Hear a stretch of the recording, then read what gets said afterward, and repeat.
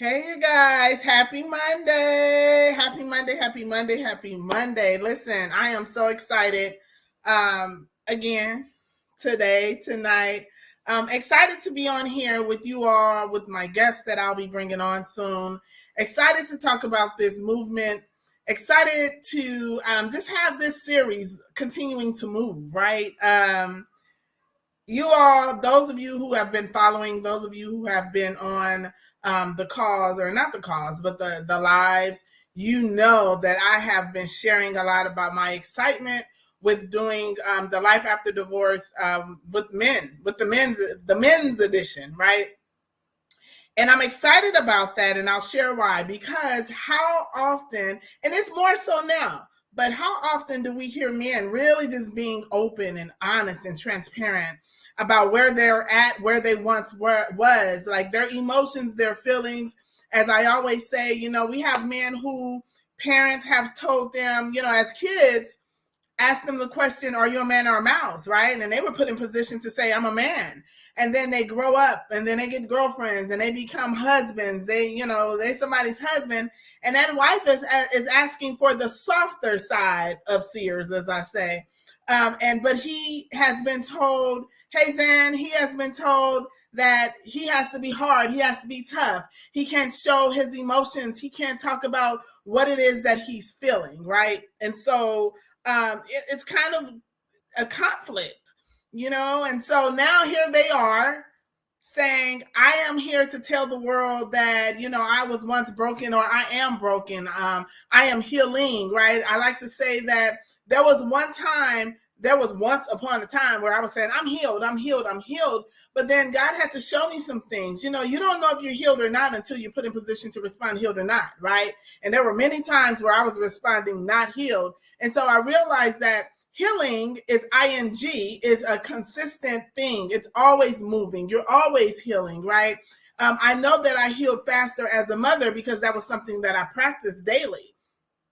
As a mother, I had to, right? I had to get up in the morning and be a mom. I had to be productive. Although there were moments, there were seasons, there were times, weeks, days, hours that I was not productive as a mother because I just couldn't. I was going through the ringer, you guys, right? But that was something that I had to practice every day. But then, when I felt like I was healed, because I felt I was good in that portion or that space of my life, and I began to date, I realized that, whoo, baby girl, you still got some work to do. You have work to do in this thing called dating, right? And so dating after divorce is a whole lot. It's another story. And we had Elton Penn coming. He came on and he talked about dating after divorce, and it was powerful. So if you didn't catch that one, I need you to go back to the YouTube and or our live on Facebook and catch that. But for those of you who are here who do not know who I am, my name is Tamora Johnson, Tamora Katrice. Tam. My friends call me Tam. Y'all my friends, call me Tam. Listen, I am Tam, right? I am the founder of this movement, Life After Divorce. I'm the founder of Make It Rise, Rebuild Intentionally and Strategically for Effectiveness, where our movement, our vision is to create a movement where we're changing the view of how society has defined marriage. Listen, let's be clear. I understand that we all define marriage completely different as a result of our experience, right? And so that's fine. But what I want us to do is get back to the root of things. What did God say marriage? What does the word say marriage is, and not the world? But then God put me in this thing called Life After Divorce, right? So here I am, pushing, supporting, building, curating this thing called Life After Divorce, this movement called Life After Divorce, asking people to come alongside me, lock arms with me, show me, teach me, help me, pray for me, pray over me, while I do the same for you, while we are giving ourselves permission to be transparent, right? I truly believe that our transparency is someone's road to recovery. And so these folks who have said yes to my request, they're saying the same thing. They're saying, okay, come on, Tam, let's lock arms. I am willing to be transparent. I am willing to share my story. I am willing to be real. I am willing to be honest, right? One of the prerequisites in order for you to be a part of the movement is you must first say that you will be transparent. You got to be transparent, right? I mean, that's a must. Otherwise, who are we really helping? So tonight I have our guest, Mr. Aquila. Now, for those of you who watched the show when we had the panel of guys on, there were 5 guys. One was the host, and then we had one speaking about dating after divorce. We had someone talking about celibacy and abstinence after divorce. And then we had Akela talking about healing after divorce. And then we had our brother Clint talking about remarrying after divorce, right? We know there's so much more to this thing, this after effect of divorce, but those are 4 points that I wanted to kind of tap into. And so today we have Aquila, who's going to come on and kind of continue on the conversation that he and our host, Rusty Collins, that they had, right, which was powerful. Aquila was the youngest the youngest speaker on a panel, and he shared some things that was just doggone real, right? And so I'm so excited to have him back on as a one-on-one. And so I'm going to bring him in and allow him to share who he is, what it is that he does, so forth and so on. And we're going to get this thing going. Hey, bro, what's going on with ya? Hey, T, what's going on? You know, I can't call it. But I just want to tell you before we get started, bro, thank you so much. Thank you for your yes, right? Not only did you say yes to me, you didn't really say yes to me. You said yes to yourself and you said yes to God. Because oftentimes when we're asking someone to come and be in front of a group of people, right? Like, so you don't know how many people this is going to affect. You don't know how many people will be viewing this, whether we see 20 people or in 2 weeks we see 500 people, 5,000 people. You just never know who you're going to be in front of. And so my request to you and all of the other folks that come onto the show is that you be transparent, right? And so you know that. You already know that I'm like, we got to keep it real. There's no way around it. Yeah. So I thank you for sharing some things about you, about your life, because there's somebody that's sitting in the background that is saying, dang, that's me. Oh, I can do that? Okay, well, if he can, then I can. And so I thank you for your yes. But tell the folks a little bit about yourself. Who are you? Who is Aquila? That's actually a really good question because I'm in the process of redefining, rediscovering, revamping, rejuvenating, reestablishing who I am. I think Aquila. So number one, I'm a dad. I think that's the biggest thing because those are the people I'm responsible for 24/7, 7 days a week. No matter how much I want to be selfish with myself, if you're a real dad, in the back of your head, you're like, nah, I can't do this. So number one, I'm a dad. I'm 32 years old, single father, father of 4 children, 3 mothers amongst those 4 children. Mm-hmm. I'm an activist in my community. Recently started my stand-up comedy, started my stand-up comedy career, and also in the pursuit of becoming an educator. I'm in ministry at my church. I serve at my local church. I'm different facets, man, different facets. I have a lot going on, but I know exactly the core it is. I'll say it like this, and I've been getting in the habit of saying this. I'm a revolutionary, and I live by that. That's something that it's just where my blinders are because I feel like the next wave, we don't have any more revolutionaries. Most of them die. I don't want to die. I believe to have life and have it more abundantly. And so I'm trying to stay right there, but I'm a revolutionary. And I think my life, my pain, my suffering, the things that I've gone through is the blueprint or the catalyst or the gateway for another young man, specifically young men, but women too, to not suffer. I just don't want you. I didn't have information. I didn't have life information. I had information, but I didn't have life information. And so now my job is to continue to give life information as I live it. Yeah, that's good. That's good. Thank you. Thank you so much for that. It's something that you just said about, for men, specifically for men, right? Mm-hmm. It's often that we see women encouraging other women or talking about different phases of women healing and the process of all of these other things. But it's new for us to hear men really sharing, really giving, really pouring, showing their emotions, their weaknesses, their transparencies, all of those things. And I use the word weakness, but you know what? I want to change that verbiage because when we hear the word weak, of course, whether male or female, we tend to kind of wait. I'm not weak. Like, who are you calling weak, right? So I think I'm just using the term transparent, just being open and available to share where your heart is, where your mind is, where your thoughts are. I like vulnerable. Let's use vulnerable. Let's use vulnerable, right? Because here's the thing, and I was just telling my guy this last night. When you are vulnerable, right, that means that you are open and available to share, to give, right? Even those things that you think are going to be hard or could possibly hurt. So when you go into certain things, you have to say, for me, when I talk about relationship with other couples, I share, if you are attempting to build in this new thing, right, you have to give this new thing the same opportunity you gave that old thing with wisdom, right? So I'm not saying just be like, well, whatever, hurt me if you want. No, I'm saying, when I say give him or give her the opportunity to hurt you the way the last one did, that just means go in with an open heart. Go in without judgment from the last person for the new person. That's what I mean when I say that. However, I am going to continue to say, but wrap that in wisdom. Because when we are wise about the things that we do, how we move, where we go, who we go with, how we do it, right?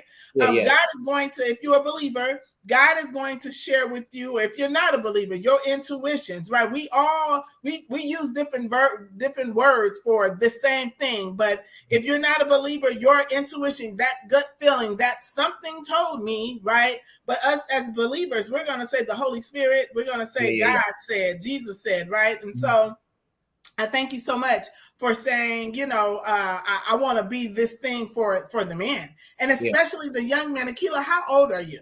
I'm 32 years old. 32, and I'm gray and all in here, all up here. I said, oh, my hairline. I said, oh my God, this is 32. This is 32. Say hello. Say hi. 32. I am here. You have arrived. Listen, but we're going to go ahead and just jump right on in here. We are talking about the after effect of divorce, healing after divorce. So there were a lot of things that you shared in the first portion of the panel speakers, right? And I'm just going to just a little bit, so that those who are new that are on right now that didn't hear that recording, but I'm encouraging you to go back and listen. Please. I just want to ask you a couple of questions that will kind of link into what it is that we are about to talk about. So share with us, like, how long were you married? And you said you have 4 kids. Okay, so there was something that you shared in the last one. You talked about how long you were married. You talked about how many kids, mothers there was. I want you to tap into that a little bit, and then we can build from there. I had a son already before I went into the marriage. And then in the marriage, before and during, 2 more children were produced. And then afterwards, it seemed like I just had the same track pattern. I will be lying to say that I wasn't just moving.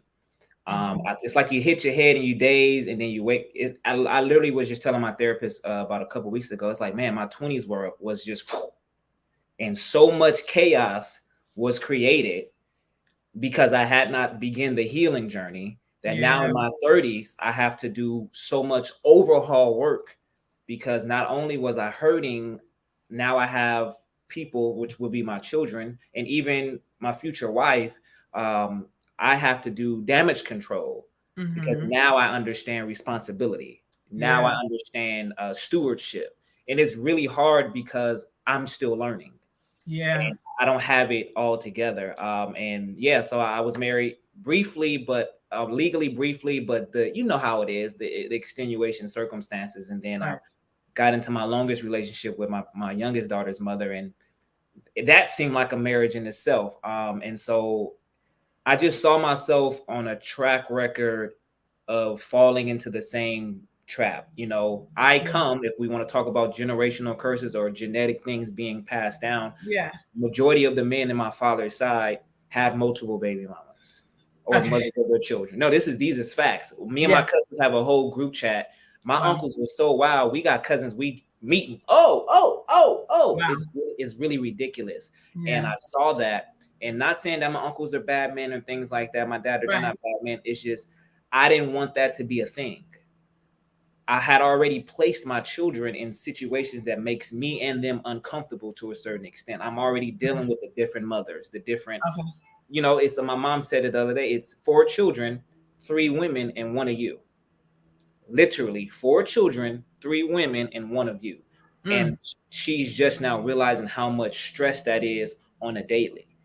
Yeah. I made it a mission, being also I'm a mental health advocate. I made it a mission to say, if I can prevent young men, young women too, but specifically young men to not have to get here, I feel like I'm on the right path, because this is not what you want. You don't want kids living here, living there, and then you got to detox them. You don't want the emotional instability of 3 different women at any given time, because I'm thinking it's my job to heal them too. Ooh. Here it is, because I Yeah. was raised with a savior complex. Yeah. My grandmother always lived in the house, so I was always catering to her needs. My mother was a mom, and I've always known to cater. And so that hubris mindset to say that I need to save everybody. So I'm coming in the guards of being a good guy, wanting to save, but not realizing how I'm gonna save you, and I'm sick. Listen here. We both got cancer, so we both need to be under doctor's care. Under doctor's care. And here I am trying to be the man, because nobody ever told me that it is okay to be vulnerable. It is okay to say that you're okay. It is okay to say you need to take some time to yourself, because we are always on. And I was telling one of my childhood friends, we were DMing on Instagram, and I had made a funny post, and she disagreed, but I said, you women have emotions. So you want me to be able to manage all of your emotions, and I never get a chance to voice mine. Right. How selfish is that? Yeah. I'm supposed to come in and deal with all of yours, but the moment I give you a little bit of mine, I'm either wrong, I'm weak, or it's what I like to say is invalidated. Yeah. Men's feelings are often more not validated than women. Women say, "Oh, no." The moment I've literally been in it, like I just told you how I felt, and it's just disregarded. So then I don't want to say nothing. Yeah, so I gotta shut down. That's where the shutdown comes at, and then we are complaining that you're not communicating properly or effectively, and that's an issue all in itself, because someone didn't teach or and I normally say they haven't been taught, they haven't been shown, or they haven't been taught that it's okay to be vulnerable, to open up, to share their emotions and all of that. But now I'm going to turn the mirror back on us as women, right? Because if the men have not been taught that they can, then the women have been taught that they can't, right? So now there's an expectation when it works for us. We need you to be vulnerable and nice and sweet. We want to see the softer side of series, right? But when there's no advantage for us, we need you to be tough. We need you to be, hard, right? And so it can be confusing for you guys, because what is it that you really want?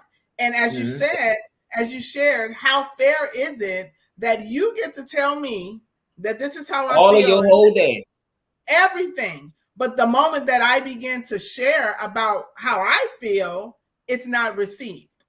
It's not received. So, go ahead, bro.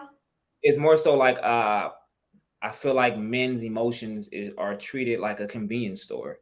It's at your convenience that you want to come in.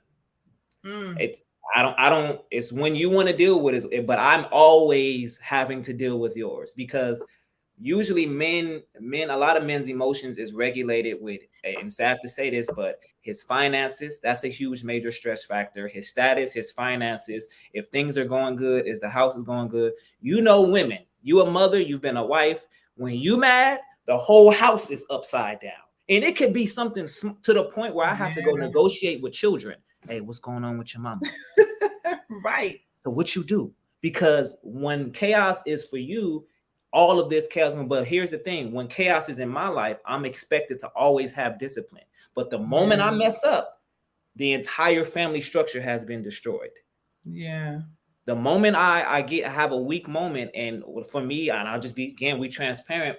Yeah. If I wasn't getting my emotions or my feelings validated, then I would become a crack addict. I would just go get my real quick fix, and it be what that is, depending on who's watching it, to be what that is, and then I'll come back. And I momentarily felt good because that moment of validation carried me through a whole week.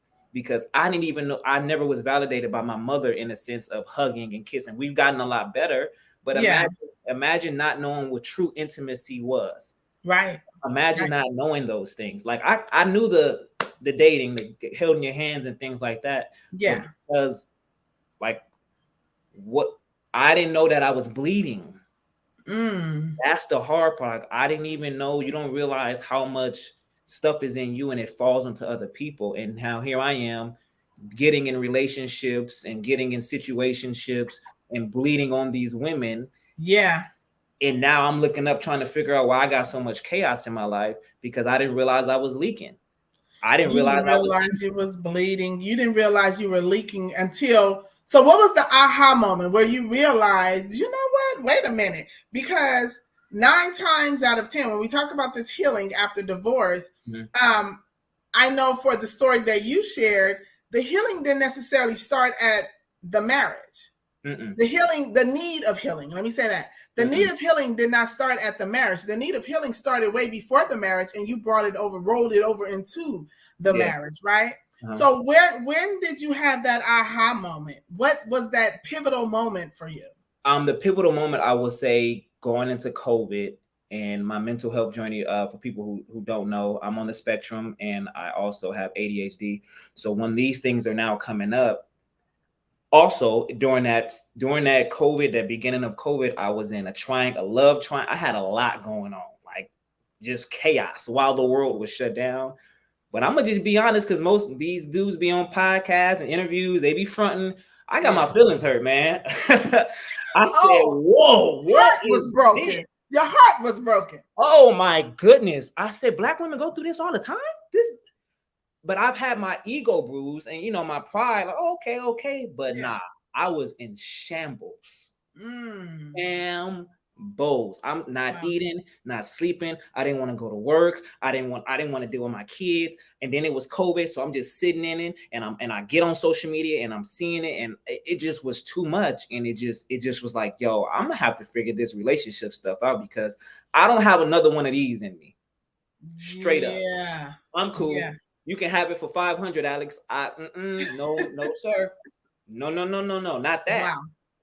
And I was such in a bad state that I had got COVID while going through it, but that stress of COVID and on top of my mental health strain put me in a hospital. And now here I am fighting for my life, COVID and pneumonia, thoughts just running. And the reason why I'm really in here, because my mental health was so jacked that I was stressed out because I was going through my heartbreak. Yeah. I was grieving. I lost a close friend of mine. We just stopped talking out of anywhere, and it just broke me. I have never been that broken in my life, and I've been shot at. I've been to jail. I've had sick children. I've lost money. I've been homeless for a moment. Like, I've had all those different things. Nothing's like that. Nothing like that. So I think that was my pivotal point. And I'm gonna say it like this: do not be fooled. God is not mocked. Whatever you reap, you will sow. And the sowing does not feel good. No, I don't care what it is. The sowing is not what I thought it was going to be. The sowing is it catches you so off guard. It's just the reaping. I'm sorry. Yeah, the reaping. The reaping. Yeah, it catches you off guard. You said something in the previous interview. You said that, and I wrote it down. You said the healing was hurting more than anything that you've ever experienced. When we think that when we are healing, oftentimes we think, okay, it's supposed to feel good because I'm getting better, right? Mm-hmm. It's almost like when you go to the hospital and you're going in because of some illness that you have. They put you on all these meds, and every day you're feeling better, right? Well, in this, it's different. As you heal, you hurt. right? Absolutely. Because as you heal, that means you are denying some things. As Mm-hmm. you denying self, denying what you really want, what you desire, depending on what that thing is. As you heal, you're looking in the mirror. As you heal, you're calling your stuff to the table, right? Mm-hmm. So you talked about how healing hurt more than anything. Yeah. Let's talk about that. I think there is a huge misconception that I'm healed, and I feel like this is a lifelong journey. We're talking about 32 years of trauma. I don't know anybody that's about to get rid of that in a couple years, from daddy issues to mommy issues to womanizing issues to the street issues to church issues. Nobody's going to get through that. And when I started to heal, I went through some of the most excruciating. I'm still having tough conversations with my therapist. Yeah. I'm still having tough conversations in the mirror. I'm still having to check myself with dealing with the kids' moms and things like that when I go too far. Let me hold on. Because I have to now sit with myself to say, well, you caused this or you put this situation. I have to always take a responsibility. And once I got into the healing, matter of fact, today, I cut myself real bad on my arm this morning before work. And of course, I cleaned it off. Watch this. I cleaned it off with the aesthetic and I covered it up with the BandAid to protect it. What the problem is that we are always, instead of taking the BandAid off, letting the pain do what it needs to do, letting the air breathe, taking the time to breathe through it, because you know what happens once it's cleaned and the air is hidden, your body does what? It begins to form a scab. So my scab has already started to form and it hasn't even been 24 hours. We keep putting Band-Aids on stuff that needs air. Listen. We keep wrapping stuff up. No, you need to unwrap that stuff and breathe and just sit through it and let it happen. And I'm also be honest, when I was going through my situation, I didn't do any vices. Yeah, everybody know what that is, so we don't have to front on the internet. I had to feel that thing. Yeah. And it was like no other. Yeah. Getting into that, it's like now now the battle is the triggers. Yeah. Because you think you've arrived. Yeah. Whoo! Jesus told Peter who he was going to be and what he was going to do, pulled him out of the water, told him that he was going to be a head of church, did all of that type of stuff, got in trouble, and the moment it was time to have his back, he denied him 3 times and was gone. Yeah, just as he said. Gone. And what happened in this battle of all of these different wins that you got? Oh, I had a good therapy session. Okay, I'm doing good for 2 weeks. Oh, somebody put like having a baby with no epidural. I don't even know. I stay out of that conversation. Listen, well, I can get in that one, right? Because the pain from that thing. Just the birth, the Aquila you speaking to now. Listen. The process is literally, I have a found new respect for mothers. And even when I have the kids, my mother's kid, my children's mothers, they know. We have our days, but they know I respect them and I love them. And I have now seen it in a different light because I went viral a couple weeks ago speaking on different things of parenting and fathering and things like that. And one of the things that made me go viral was that I believe that the children should have a primary role of being raised by the father. Yeah, you said that on our show too.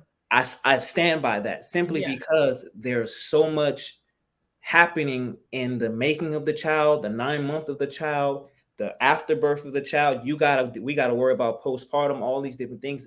I never even realized that men get postpartum too. Blew my mind once I started reading. Yeah. Blew my mind. So now I've helped you bring life into this world, but I never took the time to process that. I just did that. I'm always on the go. Just moving. It's just moving. Because that's what is expected of men. We are not expected to take a step back to evaluate unless it benefits the other party. If it doesn't benefit me, then it doesn't matter. But if it benefits the other party, then it's up. Healing, to me, I believe, consistent healing. Yes. Healing is a literally everyday thing. Every day I got to make sure that I'm not giving up. Every day I got to make sure that I look in the mirror and I'm looking at my enemy. Yeah. I'm looking at the inner me. Aquila. Back to Peter. Jesus said, Simon, Simon. Why is he speaking to Simon? He told him a couple chapters before that his name is no longer Simon, but his name is Simon Peter. That's what he said. But Jesus wasn't speaking to Peter. He was speaking to Simon when he told him the enemy has come to sift you as wheat. but Yeah. I prayed for you, so you won't fail. But he wasn't speaking to Peter. He was speaking to Simon, because Yeah. Simon is the one that's going to deny him 3 times. Simon Yeah. is going to pull the knife out when he wasn't supposed to. Simon is going to start falling into water. Peter going to do what he's supposed to do. Peter's gonna do the right Peter thing. going to lead the church. Peter going to lead Yeah. 5,000. Peter's going to get crucified upside. Peter, all these things are going to happen to Peter, but it's the Simon in you that I got to deal with, because the Simon wants to do what he wants to do. The Simon wants to act like he's in control. The Simon wants to act like he has it all. That's So good. I'm not look you in the mirror. Akila's looking himself in the mirror. I'm not looking at the Akela that you guys see on Instagram or no, I'm looking at the Akela who's ugly, who gets irritated quickly, who wants to give up, who wants to throw in the towel, who wants to say mean things, who wants to respond back petty. I want to do those things. For sure. But absolutely. But the healing allows me to reassess. Yeah. When I realize, Marty, my therapist, I can never go at least 2 weeks without speaking to him ever again. Yeah. I have to be in therapy Listen, thank you for even sharing that, because we, especially us, we have not accepted, more so now than before, but we haven't accepted that therapy, that's a good thing, right? Yes. It is helping us, go through, unpack, uncover those layers of stuff that have been we've just been putting stuff on top of. As Deanne said, we keep putting BandAids on wounds, right? Mm-hmm. And what happens when you put a BandAid on a wound? As you said earlier, it doesn't give it an opportunity to heal. It is healing at a very, very, very slow pace. But we have to give it an opportunity to breathe. Expose it. Expose it to the natural sun. Expose it to the natural air, right? Put your ointments on it and just let it be. But the more we cover stuff up, listen, in the natural, let's talk about how covering stuff up in the natural, then what it looks like in the spiritual. Mm-hmm. When we cover stuff up in the natural, what happens is, what we're really saying is, I want you to think that it's better. I want you to think that I'm healed. I want you to think that I'm over it and I don't feel any type of way about what I see or what he's doing or what she's doing or where they're going or that we're going through a divorce. I want you to think that. But the moment that we uncover that thing and we begin to see the pus oozing out and we begin to see that there's bits and pieces of the scab that did not form as a result of us covering up, then we realize there's still some more healing. How often are we faking our healing? How often are we going to the hospital and the doctor is saying, hey, listen, you need to take these pills 2 times a day for 12 days. And the moment we begin to feel a little better, we stop taking the medicine. Yeah. How often are we doing that instead of just being consistent with taking it, following the instruction and the direction of what the doctor is saying? Let's switch this thing to the spiritual. Mm-hmm. Following the instruction and direction of what God is telling us that we need to do in order for us to completely heal. That's why we cannot put ED at the end of HEAL, because we are constantly removing the meds that God has given us. We're saying, I feel better. I feel good. Oh, I saw him. I saw her. And you know what? My stomach didn't drop. And you know what? I didn't feel like going off on him, or I responded differently. But here's the thing. When you arrive to a certain point, right, we cannot think that just because I have arrived, it's done. I need to wash my hands. What are you doing to maintain that healing? What are you doing? As you said, it's daily process. A daily progress, right? You have to continue to do whatever it took for you to do to get to that point. You have to do that and some. And guess what? Now there's something else that's going to be added to the plate. Life continues to happen. I told you earlier when we were on the call. Life be lifing. But what? God be God. Yes. Hey, T said that first. Please make sure everybody know that. Tamara. Listen. We were on a trip in Bahamas. And a group of me and some of the ladies from Life After Divorce, we were just talking about the goodness of God. And we were talking about how things are happening in life.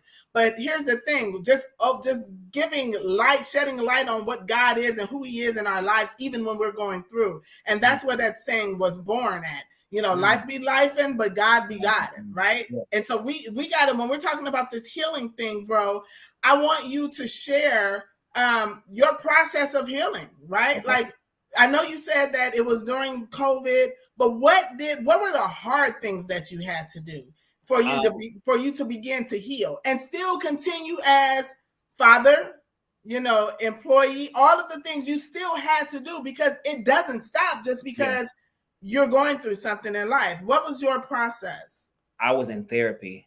And when I say I didn't miss a beat, I literally started therapy right before COVID and I have not stopped. I literally at one point I was going every week. It was such a, I didn't even really notice that I was really doing work until 2.5, 3 years in. I'm just going because I'm just the first couple years I'm just regurgitating stuff and which, but now once maybe year 3.5, I can start applying some. Hear what I said? Some of the tools. It's not like my therapist didn't give me, like, I know you're offering toolbox, but he ain't giving me the Armin Decker pull that you got when you in a no. He's giving me piece by piece by piece, because what we want to do is that we want to rush God. Yeah. And the reason why we can't rush God, when we think of Adam, when he brought out Eve, Adam had to be put to sleep. When we think about surgery, one of my jobs, I clean by profession. One of my jobs is at a hospital. Surgery is not a cute thing. It's not a pretty thing. It's a very messy, disgusting, hard to see, hard to be in it. And guess what? I got to come clean after that. So I've literally had to come clean up the mess that somebody else made to keep you alive. Woo! And that was my mindset. I want to come in and clean up to keep you alive. But ain't nobody looking at me when I'm going through surgery on my own. I'm just sleeping, going through it. And I had to realize that I can't, and I'm now realizing that I can't save everybody. So now you ask me what things I'm doing. I'm doing things that I love to do. I'm making self-care a very, very, very big thing for me. I went to Dallas to celebrate one of my childhood friends, and just a piece to get some sleep. Just a piece to go get some sleep in a quiet countryside. I didn't hear sirens. I didn't have to deal with PTSD from being in LA, for being Black. I just was able to sleep to the point I almost didn't want to leave. Yeah. And it was such a, I used to apologize for having to do things for myself. I used to apologize for not speaking up. Now I speak my truth because I know what I've been through. I know that this has to help somebody. If it don't, I didn't almost went crazy too many times for this not to help nobody. Forget that. You're not going to have me in this cycle and I'm not helping. That's crazy. Akela, thank you. That's crazy. And I keep saying thank you because I'm telling you, I am a firm believer that our transparency is someone's road to recovery. Absolutely. And I say thank you because you get it, right? Yeah, you get it. And you have said to me oftentimes, many times, without even saying it, sis, I want to help you help others recover. Like, I'm here, I'm locking arms with you. And you continue to say healing, ling, ing. You're not on here claiming that you've reached the mark. No. And I say also that, you don't know if you're healed or not until you put in position to respond healed or not. And how often are we responding not healed, right? Yeah. And then when you see that, when you're looking in the mirror and you're saying, what do? Do you just keep pushing forward? Because what you're doing is hurting yourself and those that you're connecting with. You said you called yourself helping to heal the women that you were dating or that you were messing with or that you were dealing with, right? Mm-hmm. But really what you were doing was hurting yourself and hurting them. Absolutely. I was doing what I thought I knew best.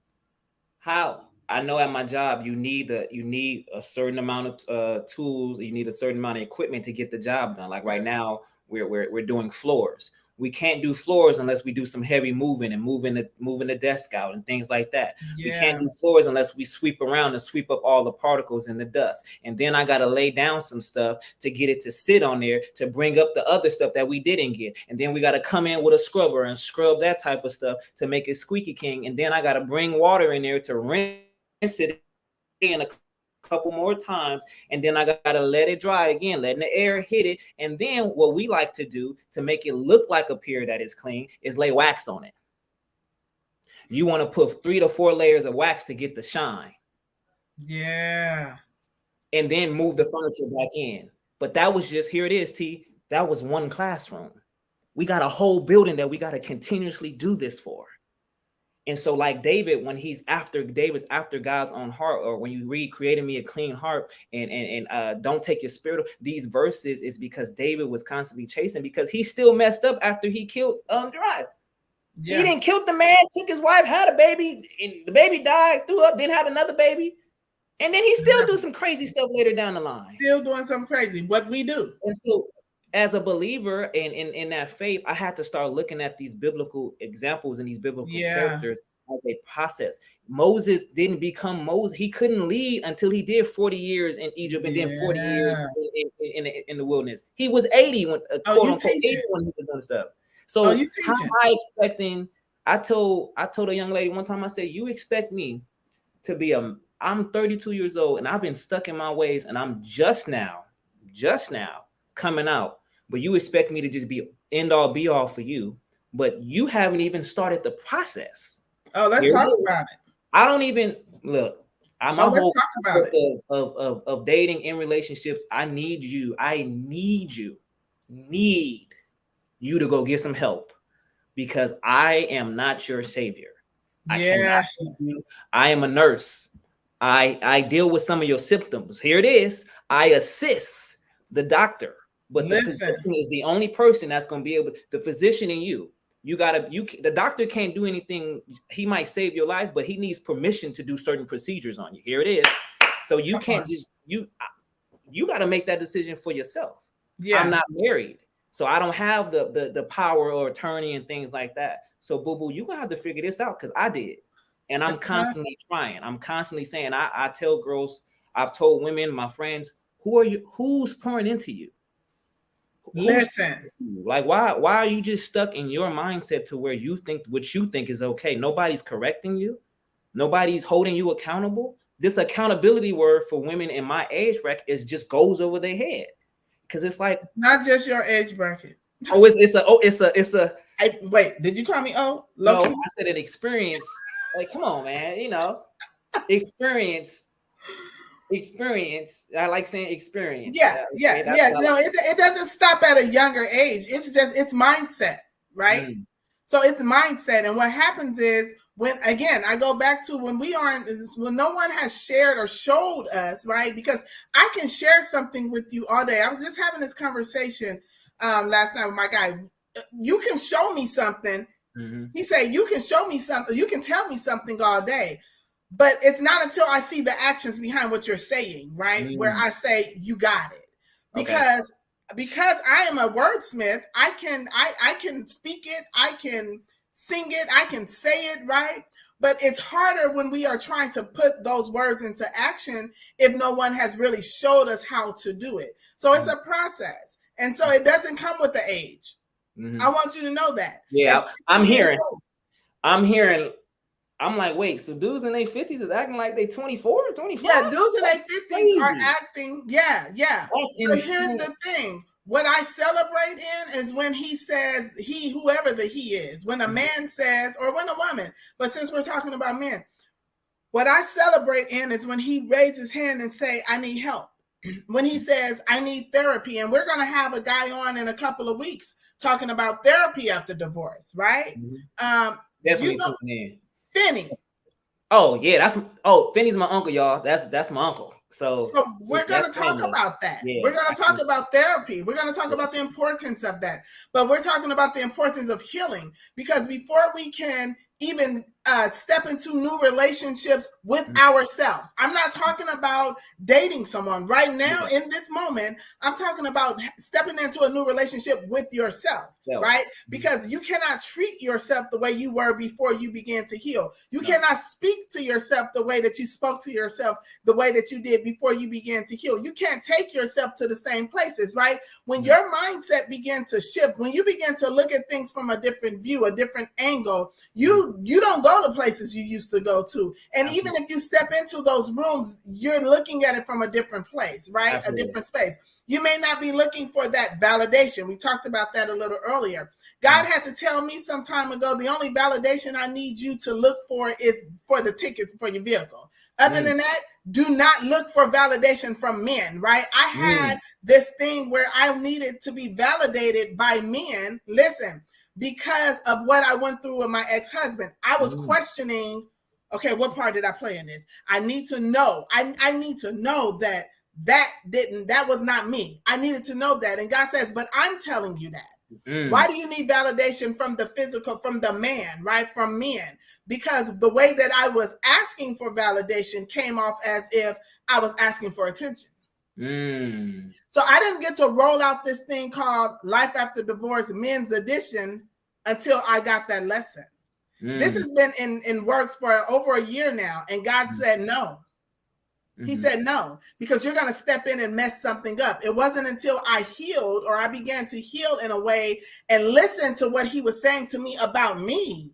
Not about, because I was stepping in and saying, well, I know how to turn men down. I know how to say no. I know how to let them know I'm not interested. And God says, no, you don't, because you're still looking for validation. It's God is, oh man. Oh, he checked me. And he checked me through him talking to me, but confirmation through men that I really loved. Right? So he spoke through them to me. And then I had to really look in the mirror, like, okay, what piece of this is true? And then what piece of this is just a little bit, overboard, right?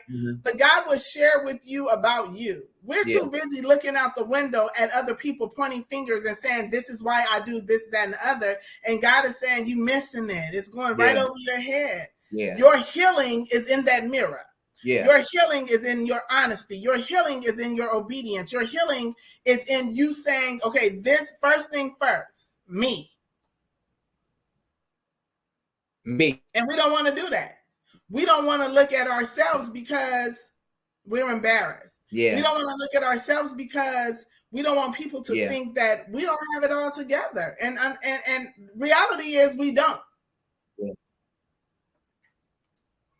We don't.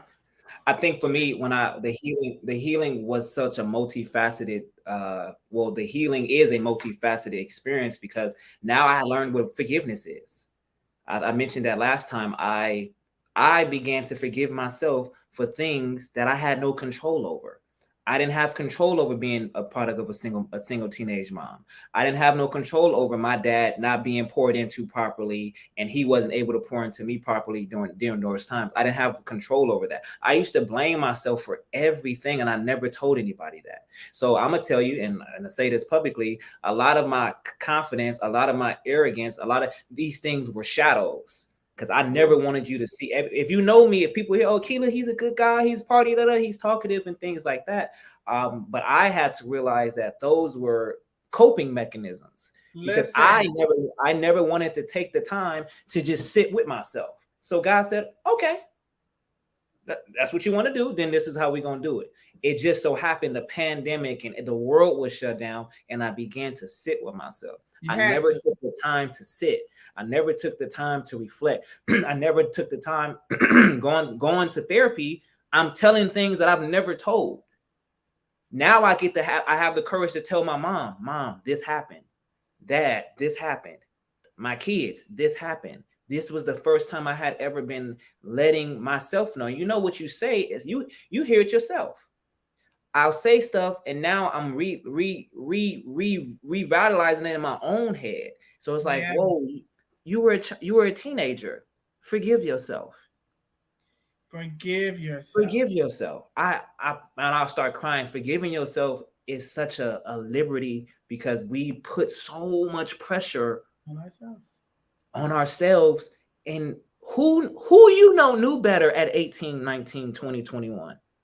I mean, really. We hear these stories. Oh, my grandparents were 17, 18. Yeah, but you're talking about a total generation, different generation, a total different culture.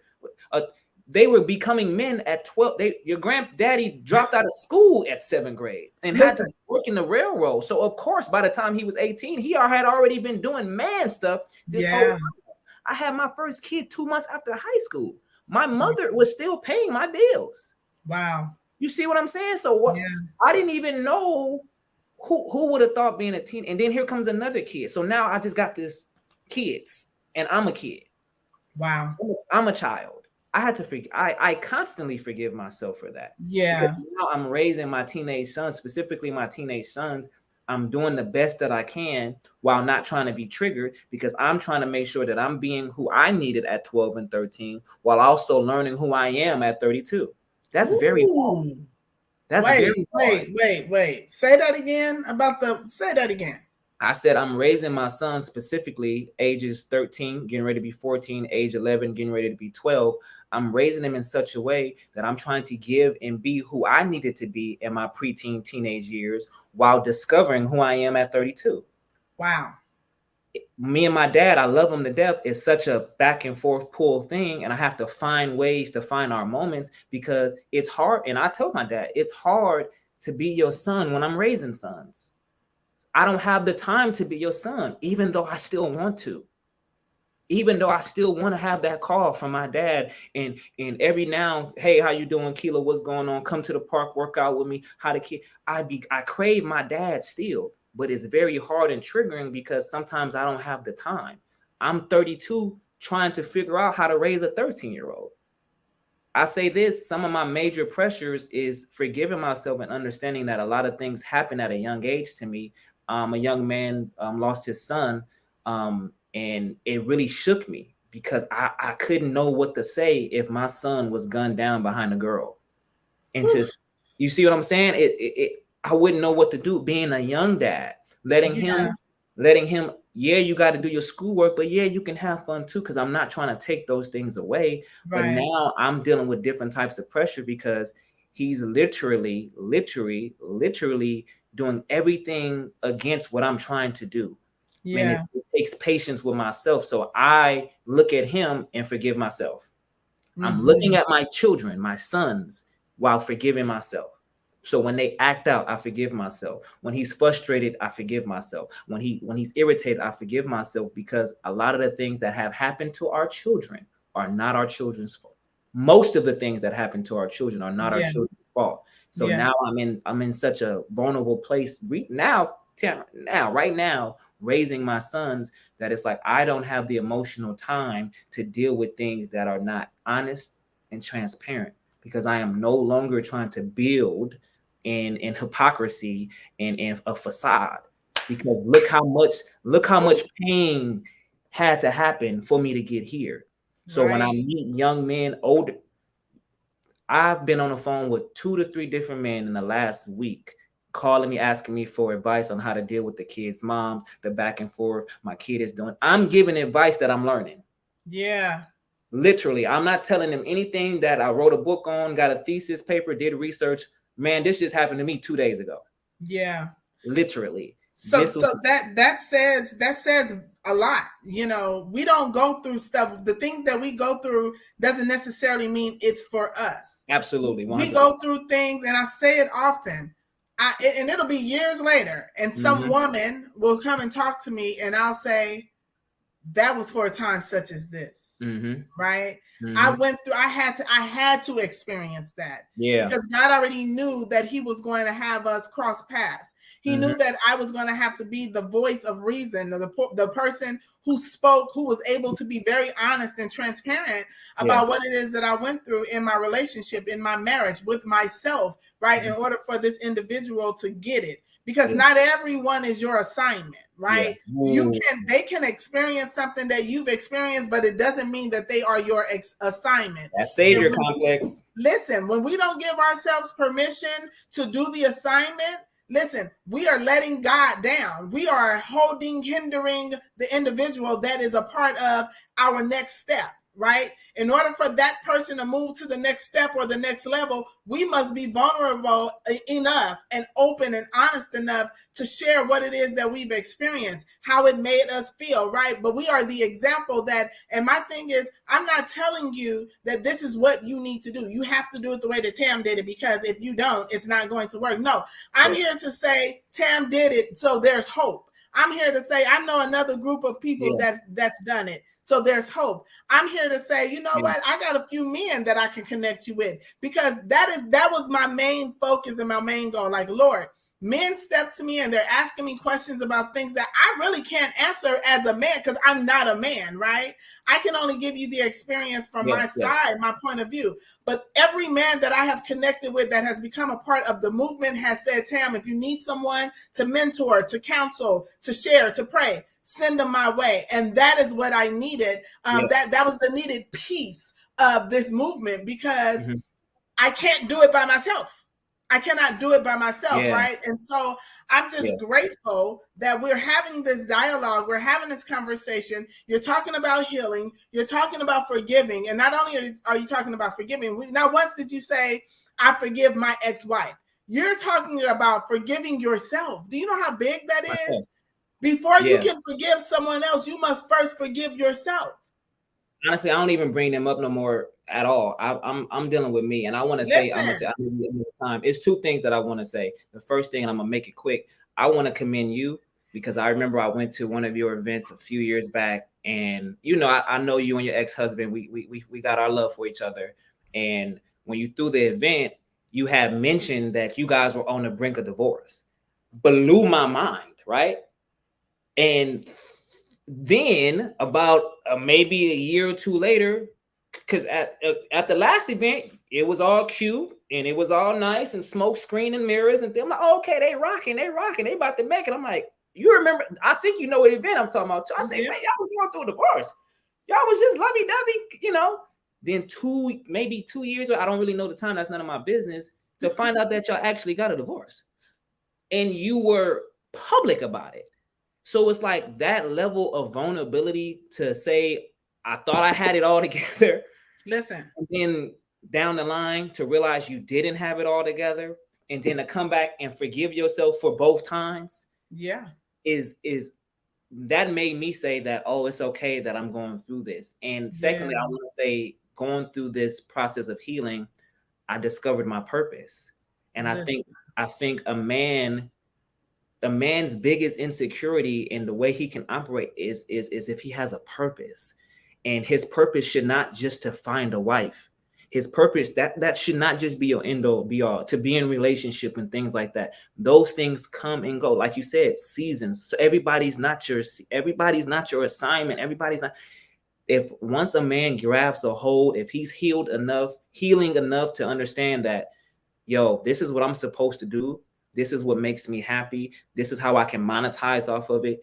Purpose can stop me from going to her house.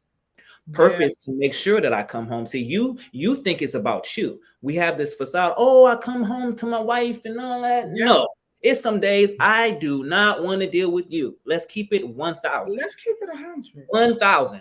Please. Yeah. Please miss me. I don't care how much money you got, any of that. It's some days I don't want to deal with this. Marriage is work. Relationships are work. Yeah. You have a purpose. So now it's like, not only do I not want to let my wife down in the future, not only do I not want to let my children down more in the future, what if you're an influencer? What if you're an encourager and you're small, what you think is small can have a major fungus impact and it just spreads through the whole life. Now you got men who needed you to continue to encourage them, and you continue to be honest. You mess up or you do something out, now you are spiritually, you have to deal with all that. The Bible says you got to hold an account for everything. And so, I always say this, once you decide to get married, I've been married before. Of course, I never knew 90% of what I know now, but I tell men, you can't ask for a wife and then complain about being responsible for her. You asked for her. You decided that you want to deal with all this. You decided that you want to take care of her. You decided that that's what you wanted. She didn't decide. You decide. And but so here's the thing: when you don't know the true definition of what a husband is, when you don't know what is expected of a husband, right? You have the right to say those things. It doesn't make it right. But if I am speaking from what I have defined marriage to be, then I am going to share with you the surface stuff, right? Yeah, I make the money, I take care of the home, I pay the bills, I make sure she's good, right? She doesn't have to work. That's surface stuff. Yeah. But what about taking care of her heart? What about loving her like Christ loved the church? Mm-hmm. What about teaching her? What about pouring into her? What about being the example? What about being her prophet, priest, and king? Those things right there is what we should be looking for, women, when we are looking for in a man. Oftentimes we're looking for compatibility. And I said all the time, in Genesis, God said that he was looking for someone that was suitable for Adam, not compatible. Compatibility has seasons, right? We step into a relationship and I'm compatible with you because we have the same color. I'm compatible with you because I'm a Capricorn and you a Pisces. We just supposed to just be doing our thing. We're compatible, right? Yeah. But suitability says you are suitable for where I'm going and not where I'm at. That's suitability says you can help me build and grow and go to the next level. Suitable for what my vision, my mission, and my purpose is. When we don't put importance on purpose, then we don't put importance, then it's not going to work. Period. We're gonna get stuck at a certain point because purpose says this is what I was placed on this earth to do for the rest of my life, right? Yeah. And there's different purposes in different seasons of our lives, right? Sometimes people think there's one purpose. You have, this is my purpose and this is all that I'm supposed to do.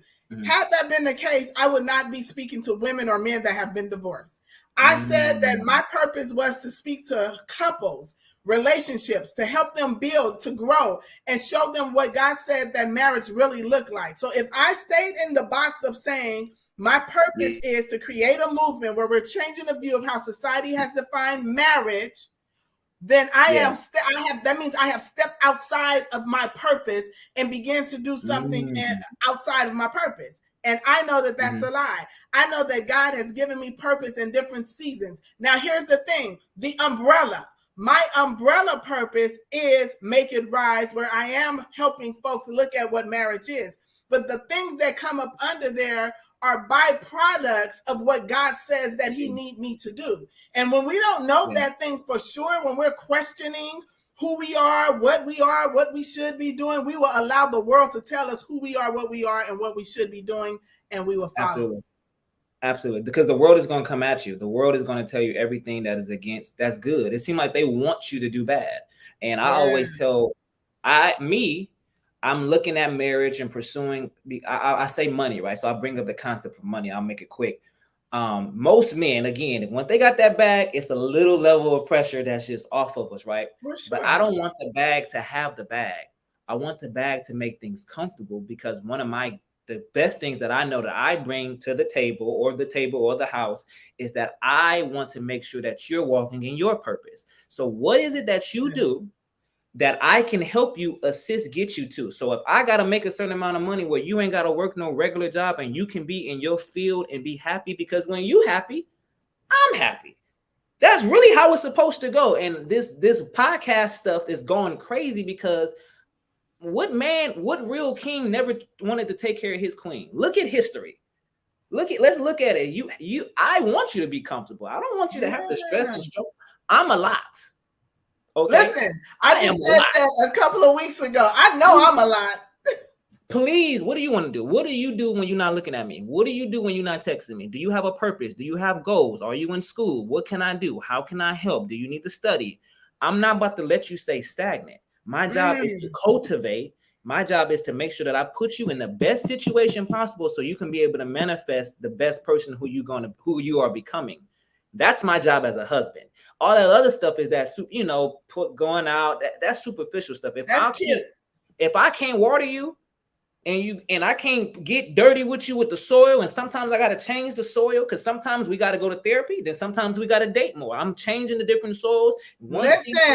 One season is that. I'll make an example and I'll make it quick. One of my new coworkers, he's from Cuba. And we were talking, and he was telling me that during the Embargo Act and all those things with the Cuban cigars, you know about cigars. I didn't know. Not really, but okay. Oh, I mean, I've seen you smoke one, so let me give you some. Yeah. So when Castro and all those things was happening, his brother went to Puerto Rico. He decided to get on the Cuban cigar train. He was selling his cigars out of Puerto Rico, stamping the Havana stamp from Cuban Havana, and he was acting like it was the real thing.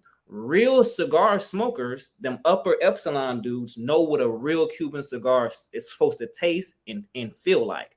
The reason why is because no matter anywhere else in the world, that soil that's in Cuba can only produce the potency or the tobacco potency that's in Cuba, nowhere else in the world. So you can put a lot of stamps on it. You can act like it's from Havana, but unless you're knowing what's going on, unless you've experienced these things, you only got to deal with a certain amount of soil. This soil is not like no other soil. We keep putting different soils into one pot and expecting it to be Havana. I want to create a space for you to be able to manifest so we can be on purpose, because if we're too busy arguing about what we're supposed to do, and now I'm depressed because I'm not living my life, or you depressed because you're not doing something you want to do. Don't throw in children in here. It can get misconstrued. Right. It can get misconstrued. And I think that there should be a new revival of men to really understand, and I'll say this, what it means to be a husband. So listen at this. And I'm just about to tie this thing right on in. So Floyd said the wife has to create a covering or a space for the man to disclose stress, be vulnerable, and dispose of hurt, or he will work himself to death. Now, let me ask you a question. Look in the camera and speak to your wife.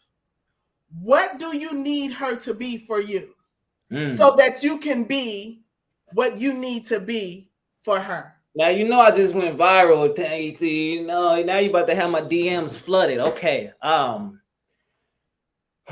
That's tough.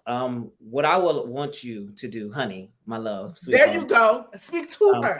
Hey, baby, look, honestly, I'm right now, currently, I'm working 2 jobs. I'm in school. I'm raising these children, and sometimes I got to deal with their moms. I'm not asking for a lot. You don't have to give me gifts. You don't have to buy me out. You don't have to be somebody you're not. My love, if you just gave me a place to where I can say, I'm having a hard day today, can I have a day off? I promise you, I will do my best not to work myself to death. If you give me a space where I can just be free outside of therapy, you supposed to be my woman. You supposed to be my girl. I'm working for you. Most of the things that I have is for you. I wear a uniform to where you wear outfits. That's just how we roll. Wow. Boom. I want you to be able to manifest in who you're supposed to be. The best way I can do that is if you don't come with an attack dog, some guard dogs, some things like that. You can't expect me to be vulnerable with you and open up with you and share with you. You want me to tend to your garden, but you got a fence and a lock on it. It's not going to work. You are not I would tell you, you're not the only one that's been through some things. You're not the only one that's dealt with PTSD, anxiety, heartbreak, all of those things I've dealt with too. Just because you don't see it on me does not mean I have never experienced it. Just because I manage it well does not mean it doesn't hurt. I need a safe space. And if you can give me that, the flowers, the birds, and the bee, what you want, you can have it all, because I'm battling the world. I'm even battling our children. I got to check them every now and then, but I don't want to battle you. I don't want to come home and fight you. We already going to get on each other's nerves because we human, but I want to get on each other's nerves and you still be my friend. I'm not mad anymore. You still mad? Or you just mad on your own then? Let's talk about it later. But I definitely want the wife that is for me to create a sense of, and here's the thing, I don't want her to be my peace. Only God is my peace. You are not my peace. I used to say that all the time. You have some rough days, right? But I want you to create an atmosphere of it. The more you tapped in with the Father, the more I'm going to feel him. The more you doing what you're supposed to do, I have to hold myself accountable. How we were walking the garden. When you got caught up, I got caught up. But when you on guard, I'm ready to protect you. I need that. I want that. I want that. You are not my peace. You are not my God, but you do have the ability to create an atmosphere. Okay, so I heard everything that you said, and I want you to know that I am going to be committed to doing and being and working towards everything that you said that you need. Because the last thing I need you to do is come home and feel as though you need to fight the same way you do out on the street. I do want to be that safe place for you. I do want you to be able to be vulnerable with me. I do want you to share the good, the bad, the ugly, right? But I do want to make sure that I am in providing that environment for you to even do that. So thank you for being open. Thank you for being honest. Thank you for being vulnerable. But I ask that when I miss the mark, I ask that you share it with me, right? Yeah. I ask that you talk to me and not at me. I ask that you love on me, right? And not against me. I ask that you remember that we are a team, that 1 + 1 = 1, right? Yeah. And we are supposed to become that one. Yeah. And as long as you are putting in the fight, so am I. What does the Bible say? It says, and we're going to switch the word, husbands, be patient with your wives for their more vulnerable nature. And I think once because that's what God is, patient. And that's love is patient. And what we have done is we have grown into a social media, internet, microwave. We were the microwave society. Now the internet is even faster. We want things when we want it. We don't give each other enough grace. We don't give each other enough patience to say, like, I understand and I got you, because we're just trying to do and move on for ourselves. Yeah. So thank you. Thank you for giving me that. Right. And you know what we just did. So one of this sidebar, but not really. One of my workshops is going to include a mock date. Right. So what we did was just a lightweight thing of that, right? And I'm glad you're my brother. So you know this is just the sisterly, brotherly. Listen, because the internet is wild. The internet is wild. Don't start leaning in. Tam, listen. Basketball, like, hey, what was that about? Was you serious? No, you a mess. I just wanted, and let me tell you why I did that. Because too often we're not given the real, what it looks like in action. Yeah. Right? We got to be able to share our hearts at if that's what you feel and that's what you want from your woman, from your wife, you should be able to, that should just be able to roll off your tongue. Straight up. It shouldn't be like, wait a minute, hold on. What you just showed me, bro, was that you've been doing the work. And I'm going to tell you why. Because there was no hesitation. Now, let's get to it. You said, this is what I need from my wife. Yeah. Which tells me you had to learn what you needed in order for you to be able to even share what you need, right? Keep up the good work. Continue to do your therapy. I love your therapist. He's bomb. He is amazing. He's super dope, right? Yeah. And I see the work. As you said, I've been knowing you for years, right? And I knew the little hard-headed Aquila. I knew. Hey. I'm gonna say it. Oh, no, I was crazy. I knew that dude, right? But to sit here and watch you begin to unfold and just step into a different way of walking, of thinking, of living, of being is powerful. Can I say this? My former pastor, your current pastor, I seen him recently at my job. I was working and he was coming in to do a visit. And I was just so happy to see him. And I didn't get a chance to say thank you, but that power of seeing the work that it takes to be in marriage. I just told you I was in Dallas last week. I was around all couples, all young millennial couples. Wow. Learning and seeing and watching and understanding. And when one person is giving too much, and it blew my mind to be on the other side, because I'm so used to seeing chaos. I never knew what healthy relationship, even in young people. I'm like, oh, y'all really get along. Y'all really are friends. It is possible. It's so possible. It's so possible. And to see it from 3 different couples, 3 different circumstances, 2 of them, one of them got kids, the other 2 don't. It's just 2 of them got dogs, another one don't. It was just another couple got kids. It was such a beautiful thing to know that I'm glad at 32, those are the things that I aspire to have. Am I ready to take on a wife? Absolutely not. Because I got to get some stuff together for me to be comfortable enough to even pursue you in that nature. Like, hey, no, we gotta, I need to do some work. I'm not doing this. I can't get divorced again. It just was it's too triggering for me. I'm good. I don't even want to have to get into that role. So I'm doing everything that I possibly can, from my personal life, from my finances, from my structure. I'm working on my time management because I don't want to be late picking her up anywhere. Listen, bro. Like that. High five. Little stuff. That's the things we don't talk about. I'm working on the little things, what I call beige flags, because sometimes my beige flags can come off as red. So let me address my beige so we can have a little bit more green. That's a whole lesson. That's a whole lesson. Listen. Okay. Oh my God, that's a whole lesson. I talk about we're so quick, especially women. Mm-hmm. We're so quick to say, "Oh, that's a red flag. I'm done." And my thing is, you do know that they had a previous experience in relationship, right? Mm-hmm. Teach them, talk to them, share with them, because it may not be a hard red. It could be red and fade into yellow to green, right? And I'm not saying any non-negotiables you press override.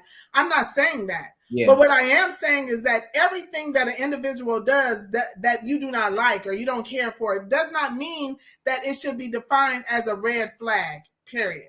So the beige flag, I like it. Thank you for introducing us to this new color, okay, of the flags. Yeah. Thank you. I love it. So if you can leave the folks we got to talk about that. Yeah, we got to talk about it. If you can leave the people with one thing as it relates to healing for real, so that you can step into, a new phase of your life, what would that thing be? I would say just feel it. Don't do anything that's going to alter your process. Stay in that thing and get stuck with it. If you get through that, your body's going to come out much stronger. Your mind is going to come out much stronger. So when major red flags do happen, you have more of a patience because you start remembering where you were. So how dare you? How dare you try to put them over here when, remember, just a few months ago or a year ago, you was all over the place. How dare you? Let's be kind and let's be gentle with each other, because we all was born red. God wants us to be green. Yeah, that's good. That's good. We all have our flags.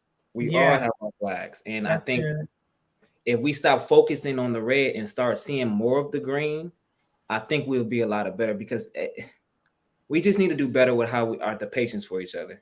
Yeah, that's good. That's good. Thank you. Thank you so much. Hey, thank you guys for joining us tonight. This was really, really good, Aquila, really good. For those of you who do not know, in November, we do have our Life After Divorce conference and gala that's coming up. I am asking all of you to join us. Go over and grab your early bird ticket before August 1st. Please, we're going to have the men there. The men that have been on the show, they're coming on. It's just the whole situation. We're going to have dancing, and it's a celebratory thing, right? Yeah. So you're going to get more of what he's talking about, what we're talking about in the daytime event. The evening, we're going to just have some fun. We're going to give awards. We're going to dance. We're going to eat. We're going to laugh. It's just going to be a good time, because I want to celebrate all of you who have locked arms with me on this movement, and just go to the next level for 2024. So again, please, please, please grab your tickets, come out, celebrate with us. Let's love on each other. Let's high five each other. Let's laugh, because society has told us that we should have rocks in our jaws because we have been divorced. But I have one thing to say. There is life after divorce, and I am challenging you to live it loud. Yeah? Love you, T. Thank you all. I love you, Make too. Your rise. Life After Divorce. See you guys later. You can follow me on I am Aquila O_. I am Aquila O_. See you guys later. Love you, T. Guys, I love you too. Bye, you guys. Have an amazing one, and we will talk to you soon. Bye. See you guys.